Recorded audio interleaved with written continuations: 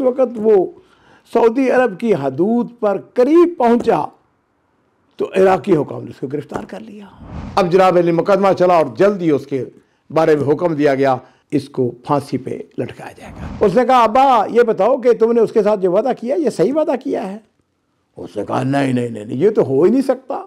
जिस शख्स को सज़ा फांसी की हो सकती हो मैं उसको कैसे तब्दील करवा सकता हूँ या कर सकता हूँ। जेल के अंदर उसने ये शो किया कि खालिद जो है मर गया है और वहाँ से उसकी लाश जो है वो बाहर निकाल कर दफन करवा दिया गया। अस्सलामु अलैकुम वरहमतुल्लाहि वबरकातुहू। बिस्मिल्लाह वस्सलातु वस्सलामु अला रसूलिल्लाह। मुअज़्ज़ज़ नाज़रीन किराम, जो किस्सा मैं आपको बयान करने लगा हूँ इसके रावी हमारे दोस्त अबू अब्दुल अज़ीज़ अब्दुल्ला अल-मुख़ैलद हैं। अज़ीज़ों, 1990 में इराक़ ने कुवैत पर अचानक हमला करके उस पर कब्ज़ा कर लिया था और एक बड़ी जंग हुई थी जिसको हर्बे खलीज के नाम से याद किया जाता है। मैं चूँकि उस वक़्त सऊदी अरब में था और मैं इस जंग का आइनी शाहिद हूँ। अज़ीज़ों, कुवैती जिसका नाम खालिद था, इसके मामू वो इराक़ के रहने वाले थे, यानी उसकी वालदा जो थी वो इराक़ी थी। और ये आम सी बात थी, बार्डर सारा मिलता है, इराक़ का और कुवैत का बार्डर एक ही है। खैर, अब ये जो खालिद है ये हर वक्त अपने मामूओं के पास आया जाता रहता था। वहाँ उसने ज़मीनें ख़रीद रखी थी, बाग ख़रीद रखा था, हाँ जी, जायदाद उसने बना रखी थी, उनके जो उसके मामूओं के नाम थी। तो बहरहाल ये आम सी बात थी। अब सुभान अज़ीज़ों, हुआ यूँ कि जिस वक़्त ये जंग शुरू हुई 1990 के अंदर, तो खालिद इराक़ के अंदर था। अब ज़ाहिर बात है कि जब जंग शुरू हुई तो हदूद बंद हो गई और एक दूसरे के दुश्मन मुल्क थे। अब हुआ यूँ कि जो खालिद के मामू थे उनको पता था कि मसला बड़ा हसास है। उन्होंने खालिद को एक ऐसी जगह पे, महफूज जगह पे उसको छुपा दिया। लो जी, महीना, 2 महीने, 3 महीने, ख्याल ये था कि जंग फ़ौरन ख़त्म हो जाएगी, लेकिन ये जो है वो तो बड़ी लंबी होती जा रही थी। खालिद की कुवैती औरत के साथ शादी थी, कुवैती था, उसकी एक बेटा था उसमें से। लो जी, उसके मामू ने एक दिन ये किया, उन्होंने किसी को दे दिला के उन्होंने उसको सऊदी अरब पहुंचाने की कोशिश की। अब वो जनाब अली जगह जगह उस ज़माने में चेकिंग हो रही होती थी, तो एक जगह चेकिंग से बच गया, दूसरी जगह, तीसरी जगह। जिस वक़्त वो सऊदी अरब की हदूद पर करीब पहुंचा तो इराकी हुकाम ने उसको गिरफ्तार कर लिया। हाँ भी, तू कौन है? ये इराकी है, तू किधर जा रहा है? उन्होंने जनाब अली उसके ऊपर इल्ज़ाम लगा दिया कि तू जासूस है, तू जासूसी करने के लिए हमारे मुल्क में दाखिल हुआ है। लो जी नाज़रीन किराम, उसको जेल में डाल दिया गया। जेल के अंदर मुकदमा चला और ये सद्दाम हुसैन की हुकूमत का दौर था। अब जनाब अली मुकदमा चला और जल्द ही उसके बारे में हुक्म दिया गया, इसको फांसी पे लटकाया जाएगा क्योंकि ये मुल्क का गद्दार है, ये जासूसी करने के लिए आया। उससे बड़ा शोर मचाया, मेरे मामू है, मेरी जायदाद है, मेरे, किसी ने कुछ नहीं माना। लो जी नाज़रीन किराम, इसको अबू ग़रैब उसकी जेल के अंदर डाल दिया गया। और अबू ग़रैब के जेल के बारे में जो लोग जानते हैं वो तो जानते हैं, जो नहीं जानते उनको मैं बताना चाहूँगा कि इंतहाई बदतरीन जेल थी। अब वो जेल के अंदर है, खालिद परेशान है कि किसी वक्त भी उसको फांसी पे लटकाया जा सकता है। लो जी, उसने कैदियों से उधर उधर के उसने कहा कि कोई सिफारिश, कोई आदमी जो मेरी मदद कर सकता है। किसी ने उसको बताया कि एक कर्नल है जिसका नाम कर्नल ज़हीर है। कर्नल ज़हीर ये तुम्हारी मदद कर सकता है, और मदद ज़ाहिर बात है उसके लिए कोई रिश्वत, को उसके लिए पैसा। खैर, अब जनाब अली ये खालिद जो है ये कर्नल ज़हीर की तलाश में है। पता चला कि महीने में एक हफ़्ता उसकी इस जेल के ऊपर ड्यूटी होती है, यानी जेल का पूरा इंचार्ज जो है वो कर्नल ज़हीर महीने में 6 दिन के लिए होता है और बाकी उसके बाद बारी बारी नौबत आती है। खैर, लो जी, ये जो खालिद है ये कर्नल ज़हीर को तलाश करने लग गया। करते करते एक दिन ऐसा हुआ कि वो कर्नल ज़हीर तक पहुंच गया। अब वो दोनों अकेले बैठे हुए हैं। उसने पूछा, क्या है तुम्हारे पास, क्या मसला है तुम्हारा, क्यों मुझे तलाश कर रहे थे? उसने कहा, बात यह है हुज़ूर कि मैं कुवैती हूँ, मेरे यहाँ पे जायदाद है, मेरे मामूओं के नाम है और مجھے جو ہے وہ بغیر کسی جرم کے مجھ کو پھانسی کی سزا سنائی دی گئی ہے۔ میں صرف یہ چاہتا ہوں کہ مجھ سے جو لینا ہے لے لیں، لیکن مجھ کو پھانسی پہ نہ لٹکایا جائے، بلکہ مجھ کو یہ کیا جائے کہ عمر قید کی سزا سنا دیں۔ بے شک کوئی حرج نہیں ہے، میں وہ قید کاٹ لوں گا، لیکن میں جوان آدمی ہوں، میری بیوی ہے، بچے ہیں وغیرہ۔ خیر لو جی، وہ کرنل ظہیر جو تھا وہ لالچ میں آ گیا، اتنی بڑی جائیداد کا مالک۔ اس نے ایک دن کیا کیا، جب اس کی ڈیوٹی تھی نا، تو ڈیوٹی جس وقت ہوتی ہے وہ پورا انچارج تھا جیل کا، اس نے خالد کو اس نے فوجی لباس پہنوایا اور اپنی گاڑی کے اندر بٹھا کر اپنے گھر لے گیا۔ اب اس کا بڑا سا گھر تھا، اور ویسے بھی وہ باس جو پارٹی تھی صدام حسین کی، اس کا ایک انتہائی سینئر یا بڑے اونچے درجے کا ممبر بھی تھا۔ خیر اب گھر میں اس کی سیکورٹی تھی، پولیس فوج تھی، لیکن وہ کسی صورت میں یہ نہیں چاہتا تھا کہ اس کے بارے میں کسی کو پتہ چلے۔ اس نے پتہ کیا کیا، اس نے اپنی بیوی کو اور اپنی ایک اس کی اکلوتی بیٹی تھی جس کا نام رغد اور اس کی ماں، ان کو اعتماد میں لیا، اور خالد کو اس نے اپنا جو بنگلہ تھا اس کا ایک کمرے کے اندر اس کو باندھ کے رکھ دیا۔ اس نے اپنی بیوی اور بیٹی سے کہا کہ صرف تم نے اس کو کھانا دینا ہے، باہر جو سیکورٹی کسی کو پتہ نہیں چلنے دینا۔ خیر اب وقت گزرتا چلا گیا۔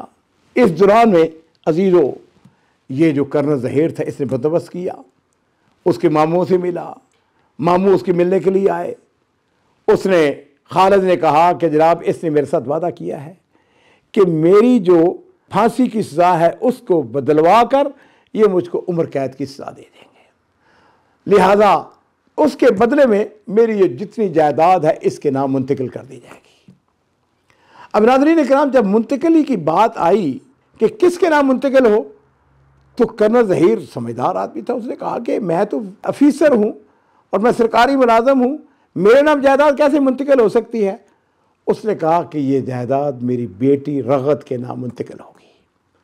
لو جی ناظرین کرام، قصہ مختصر کرتے ہوئے وہ زمین اس کی جو تھی جائیداد تھی وہ رغد کے نام منتقل ہو جاتی ہے۔ اب یہ بڑا خوش ہے، رغد کو نہیں پتا کہ کیا ہو رہا ہے۔ ایک دن رغد نے اس سے پوچھ لیا، خالد یہ تمہارا کیا مسئلہ ہے؟ اس نے کہا میرے ساتھ ایسے ایسے ہوا، اور یہ میرے ساتھ وعدہ کیا گیا ہے کہ میری پھانسی کی سزا کو عمر قید کی سزا میں تبدیل کیا جائے گا۔ لو جی رغد جو اپنے باپ کے پاس چلے گئی، اس نے کہا ابا یہ بتاؤ کہ تم نے اس کے ساتھ جو وعدہ کیا یہ صحیح وعدہ کیا ہے؟ اس نے کہا نہیں نہیں نہیں، یہ تو ہو ہی نہیں سکتا، جس شخص کو سزا پھانسی کی ہو سکتی ہو میں اس کو کیسے تبدیل کروا سکتا ہوں یا کر سکتا ہوں؟ لو جی ناظرین کرام، اب لڑکی جو ہے رغد وہ اپنے باپ کے خلاف کھڑی ہو گئی۔ اس نے کہا ابو دیکھو بات سنو، یہ دھوکہ ہے، یہ فراڈ ہے، اس نے ساری جائیداد میرے نام منتقل کر دی ہے، تو آپ یہ کیا کر رہے ہیں؟ یہ نہیں ہو سکا۔ اس نے کہا اگر تم نے اس کی مدد نہ کی تو میں اوپر لیول پہ جا کے تمہاری شکایت کروں گی۔ اب جناب باپ کو جو ہے اس کو لینے کے دینے پڑ گئے۔ اس نے کہا میں کیسے کر سکتا ہوں؟ ناظرین کرام، قصہ مختصر یہ ہے کہ اس نے ایک تدبیر یہ کی کہ ہاسپٹل والوں سے بات کی، ایک لاش اس نے لی جو کہ بالکل آدمی مرنے والا تھا، جو وہ مر گیا اس کو ایمبولینس کے اندر ڈالا اور جیل کے اندر لے کے آیا، اور جیل کے اندر اس نے یہ شو کیا کہ خالد جو ہے مر گیا ہے، اور وہاں سے اس کی لاش جو ہے وہ باہر نکال کر دفن کروا دیا گیا۔ سارے پیپر وغیرہ ثبوت اس کے اندر یہ ہے کہ بھئی خالد جو ہے وہ تبھی موت مر گیا ہے، فنش۔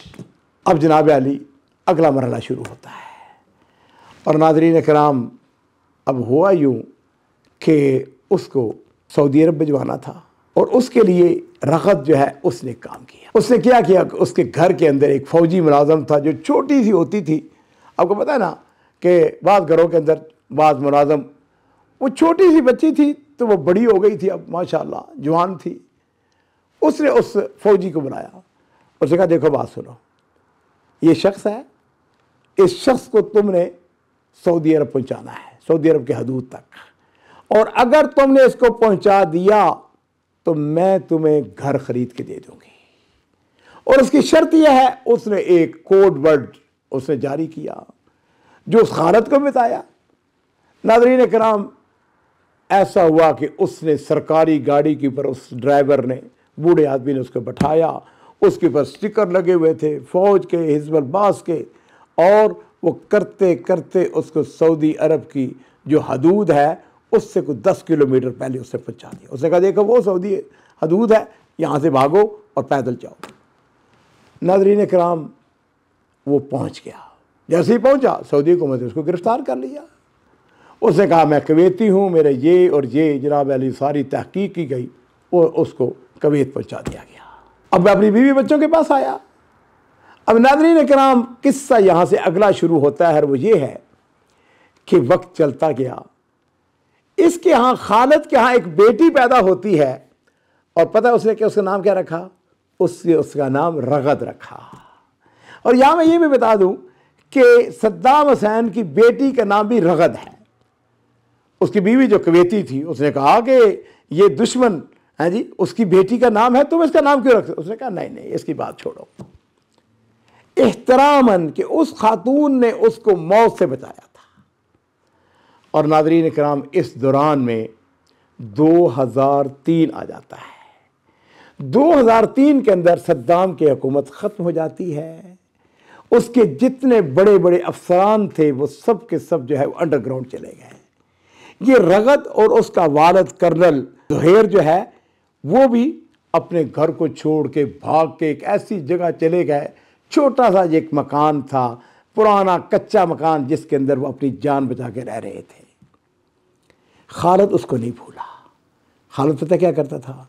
अपने मामूओं की वसातत से उसने रगद को तलाश किया, उसकी सपोर्ट करता रहा, मदद करता रहा। एक दिन उससे पूछा बताओ तुम्हें क्या चाहिए? उसने कहा मेरा बाप शदीद बीमार है। इस दौरान रगद की शादी हो गई, उसके यहाँ बेटा भी पैदा हुआ, लेकिन ये जो खाना जंगी होती है उसके अंदर उसका खामद भी मर जाता है, उसकी माँ भी फौत हो जाती है, उसका बेटा भी फौत हो जाता है, उसका वालिद जो है वो जख्मी हो जाता है, और वो बिल्कुल फराश के ऊपर, फर्श पर है। लो जी नाज़रीन कराम, इस शख्स ने, खालिद ने उसके साथ वफा ये की कि उसको अपने मामूओं की वसातत से पैसे भिजवाता रहा। और आपको पता है कि इराक़ के अंदर कितनी खाना जंगी थी। इसके मामू जो हैं वो हिजरत करके वहाँ से, इराक़ से स्वीडन चले जाते हैं। जब वो जाने लगे तो खालिद ने उनसे कहा कि ये जो खातून रगद है इसने मुझको, उनको नहीं पता कि क्यों मदद कर रहा है, लेकिन उसने कहा, बताया कि उसने मेरी जान बचाई है। अगर ये खातून ना होती तो मैं मर चुका होता, मुझको तो फांसी लग जानी थी। लो जी, उसने उसके ऊपर खूब पैसा खर्च करके किसी भी तरीके से इराक़ से उसको उर्दन पहुंचाया, उर्दन से उसको स्वीडन पहुंचाया। वहाँ मुअज़्ज़ज़ और मुकर्रम बन के रहने लगी। इस दौरान में ये जो खालिद है, इसकी बीवी जो कुवैती थी बीवी, उसको पता चल गया। उसने शोर मचा दिया, अदालत में चली गई, उसने खुला ले लिया या इसने उसको तलाक दे दी। और नाज़रीन किराम, इस कहानी का इख्तिताम पता क्या हुआ? एक दिन आता है कि खालिद जो है वो भी स्वीडन पहुंच जाता है। वहाँ उसके मामू थे, खालाएँ थी, उन्होंने उसका इस्तकबाल किया, और उसके अलावा उसका इस्तकबाल करने वाली रगद भी थी। रगद का इस दुनिया के अंदर कोई नहीं था। बाप भी फौत हो चुका था, खामद भी फौत हो चुका था, बेटा भी फौत हो चुका था, कोई नहीं था। खालिद ने उसको निकाह का पैगाम दिया जो उसने कबूल कर लिया, और वो दोनों मियाँ बीवी जो हैं वो स्वीडन के अंदर इंतहाई मुअज़्ज़ज़ और मुकर्रम ज़िंदगी गुजार रहे हैं। नाज़रीन इकराम, मैंने आपसे पूछना है कि इस कहानी का हीरो कौन है? वो रगद है या खालिद है? किसने ज़्यादा वफा की? ये आप अपने कमेंट बॉक्स के अंदर मुझको लिखेंगे। और उसके साथ ही मैं आपसे ये भी कहूँगा कि हमारा चैनल जो है बहुत ज़रूरत है आपके सपोर्ट की, और वो ये है कि जिन्होंने अभी तक हमारे चैनल को सब्सक्राइब नहीं किया है वो इसको सब्सक्राइब करें, ताकि ये रोशनी जो है और लोगों तक भी पहुँचे।